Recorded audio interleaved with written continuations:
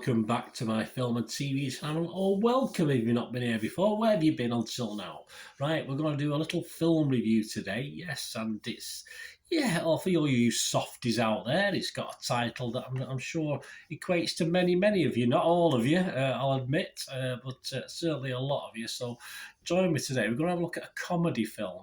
Although it's a bit of a black comedy film for me, a dark comedy. I wasn't overly convinced about the comedy element. It didn't particularly make me laugh, even though obviously it was the basis of it is quite funny, but it's very sad as well. We're going to look at something anyway called I Love My Dad. So there you go. Have a look at that today, please. If you are new to the channel, push that subscribe button, push the bell notifications. Great to have you on board. Do film, TV reviews, information vlogs, special occasions. We do the odd quiz, stuff like that. So if you can join me, it'd be much appreciated. Let me know your comments on this or anything to do with film and TV. It's always great to hear from you. And if you're pushing buttons or you've already pushed that button, push that little thumbs up button for me as well. I'm trying to get between 10 and 15 likes for these vlogs, so I will be immensely grateful if you can try and get me to that target if you can, guys. Much appreciated. Right, I Love My Dad, 96 minutes. A 15 certificate, yeah, I can see that. Suppose perhaps more a 12 for me.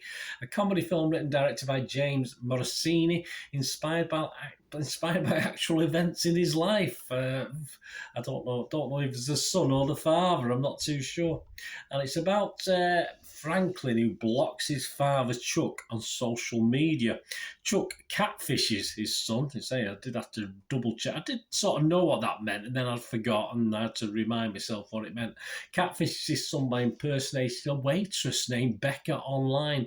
Chuck then agrees to drive Franklin to Maine to meet Becca, knowing it might be the last straw in their father-son relationship. Well, probably will be, won't it, at that stage?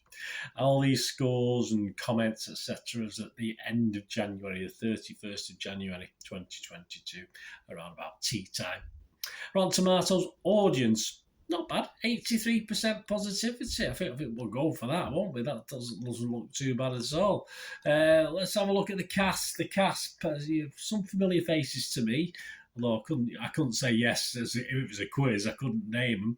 Patton Oswalt, James Morosini, Claudia Sulewski, Rachel Dratch, Ricky Velez, Lil Rel Howery, and Amy Landchecker. Rotten Tomatoes critics, we've seen what the public like, and they're okay. Rotten Tomatoes critics, quite impressed. 73% positivity with the 94 critics.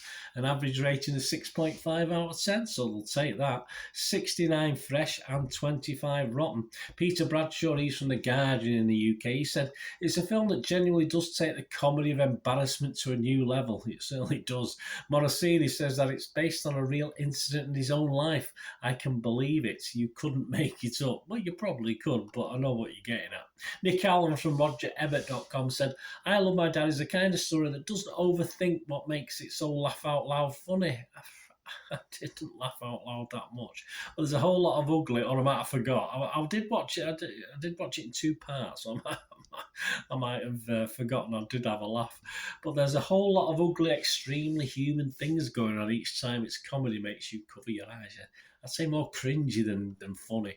Jason Bailey from The Playlist, he said, I Love My Dad may find an audience, or at least a handful of admirers, for the possibilities it hints at, and its willingness to tell an off-putting story. It's the kind of movie that gets praised for being risky, but not for actually being any good.